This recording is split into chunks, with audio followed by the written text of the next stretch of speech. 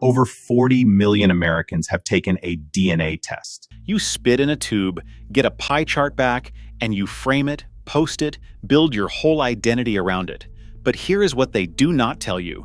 The entire reference standard for Northern European DNA traces back to 48 families in one single county, in the Utah desert, and how that happened will completely change how you see those results and your identity.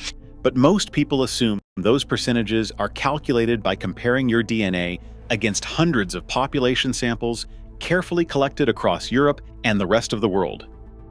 In 1984, two geneticists at the University of Utah did something nobody had tried before in the history of mankind. Lynn Jord and Mark Skolnick took DNA samples from the descendants of 19th century Mormon pioneers in Salt Lake County and compared them against the general American population.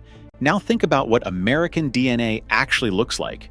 This country has absorbed immigration from every corner of the planet for over 200 years.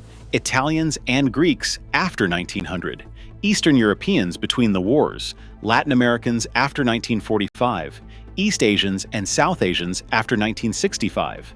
American DNA today is one of the most complex genetic composites on Earth. It never stops mixing. Then you have these Mormon descendants, the children and grandchildren and great-grandchildren of about 91,000 European converts who came to Utah between 1840 and 1890, mostly British working class. Some Danes, some Swedes, some Norwegians.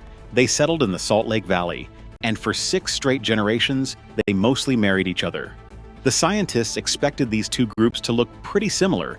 By 1984, 6 generations is a long time. People marry outside their community. Genes flow, and if the Mormon group did look different, they expected it to resemble the Amish, the Hutterites, small religious communities where DNA drifts because the founding group was so tiny that cousin marriages become unavoidable. Neither prediction was right, and what they found instead made genetics history. The Utah Mormon population did not look like modern Americans, but they did not look like the Amish either. Their DNA matched their original Northern European ancestors almost exactly. 6 generations in the American desert, and their genetic signature still read like a village in 1890 England. The reason was something nobody had seen before in population genetics. The founding group was not small. It was massive.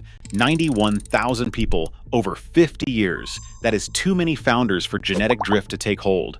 And on top of that, new converts kept arriving from the exact same places, the same British mill towns, the same Danish farming communities, the same Swedish parishes. Every new wave reinforced the same genetic profile instead of diluting it. The church ran something called the Perpetual Emigrating Fund, a revolving loan that paid for poor European converts to make the crossing. It did not bring random immigrants. It specifically funded the communities where missionaries had built congregations. Same towns, same trades, same genetic background, arriving decade after decade. And then around 1890, it stopped. The church wound down the gathering policy. New converts stayed in their home countries. The Utah families kept marrying within the community. The genetic doors shut at the exact moment the rest of America was about to be transformed by the biggest immigration waves in history.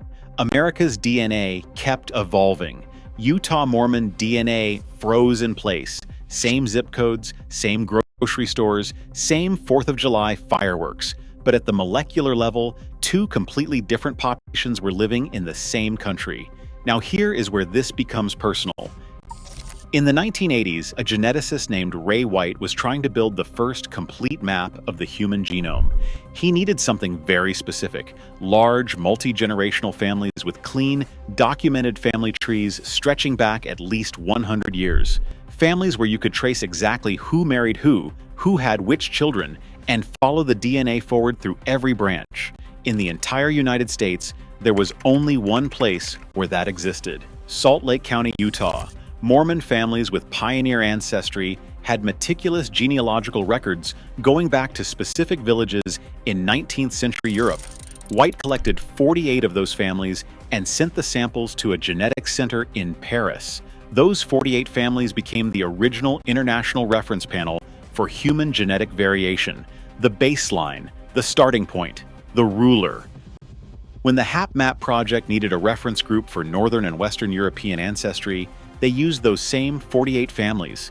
When the 1000 Genomes project expanded the work, they used the same families. They gave the group a scientific name, CEU, Utah residents with Northern and Western European ancestry. So when you open your Ancestry DNA results and it says 47% Northern European, that percentage is not calculated against thousands of samples from across the continent. It is calibrated, in significant part, against the descendants of 19th century pioneers in one desert valley in the American West. The genetic ruler for the entire Northern European world lives in Utah. Let that sink in for a second. The most personal piece of information you own, your DNA results, the thing that tells you who you are and where you came from, is measured against a population that most Americans have never even heard of. But the DNA tests are just the beginning. What that frozen gene pool gave to American medicine is something most people have no idea about. In the mid-1970s, the University of Utah started linking Mormon pioneer genealogies into a single computerized database. Today it is called the Utah Population Database, housed at the Huntsman Cancer Institute. It contains more than 11 million linked individuals across up to 17 generations, traced from roughly 170,000 founding families. Nothing like this exists anywhere else on the planet. Not in Europe, not in Asia, nowhere. Here's what makes it so powerful. Because the population is genetically stable and the family records are so detailed, researchers can do something that is nearly impossible with regular American DNA. They can take one ancestor from the 1850s and trace every single descendant forward through 6 generations. They can compare the healthy descendants to the ones who got sick, and they can isolate the exact spot on the chromosome where the disease mutation has to be hiding. That is how they found BRCA1. If you're a woman in America, or if you love a woman in America, you've probably heard of the BRCA1 gene. It's the breast cancer gene. Carrying a mutation in BRCA1 means your lifetime risk of breast cancer jumps to 55 to 72%. Hundreds of thousands of American women have been tested for it. Angelina Jolie made headlines worldwide when she had a preventive double mastectomy after testing positive.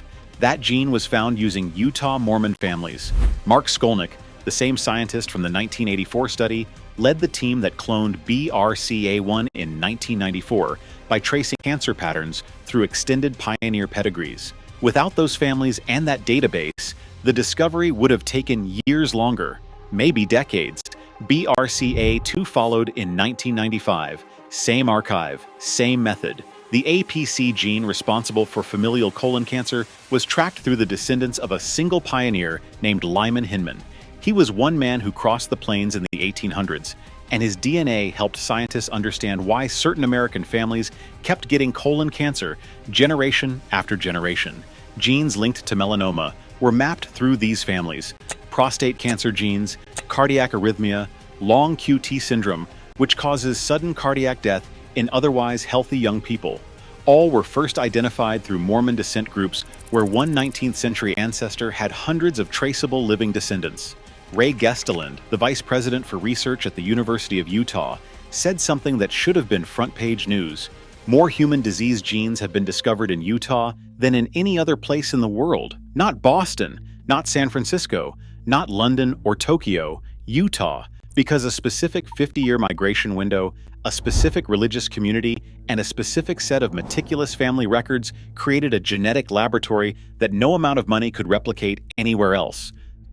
So why does any of this matter to you right now, sitting in your living room? Because those discoveries didn't stay in Utah. They went into the tests your doctor orders. They went into the genetic screenings offered to pregnant women across every state. They went into the cancer risk assessments that insurance companies use to decide your coverage. Every American who has ever been tested for BRCA1, for BRCA2, for familial colon cancer risk is benefiting from a genetic accident that started with British mill workers and Danish farmers loading onto ships 180 years ago. And the database is still active. Researchers are still pulling pioneer pedigrees and finding new disease connections right now. The same resource that gave us breast cancer genetics is being used today to study Alzheimer's risk, cardiovascular disease patterns, and the genetics of longevity itself, how some family lines consistently live longer and healthier than others. One important distinction before we close. When we say Utah Mormon DNA, we are talking about a specific historical population, the descendants of those 19th century European converts, 6 generations deep in the Salt Lake Valley. This is not the same as modern membership in the Church of Jesus Christ of Latter-day Saints, which today includes over 17 million people worldwide. Most of those members are Latin American, Pacific Islander, African, and Asian. They share the same faith. They do not share this specific genetic signature. What the scientists found was a demographic accident, not a religious trait. The Amish drifted, the Hutterites drifted, the Mennonites drifted, the Utah Mormons did not. Because the wagons kept coming, the fund kept paying, the ships kept sailing from the same port, carrying the same kind of people into the same valley, until one day the doors quietly closed and the genome was set. And when scientists needed to know what Northern European DNA actually looked like, they did not fly to London. They did not go to Copenhagen. They drove to Salt Lake City. Your DNA test, your cancer screening, your family's medical future, all of it connects back to 48 families in the desert who had no idea what they were building. If this changed how you think about your DNA results, hit subscribe. Next time, we are going deeper into something even more surprising about what your genetics are hiding from you.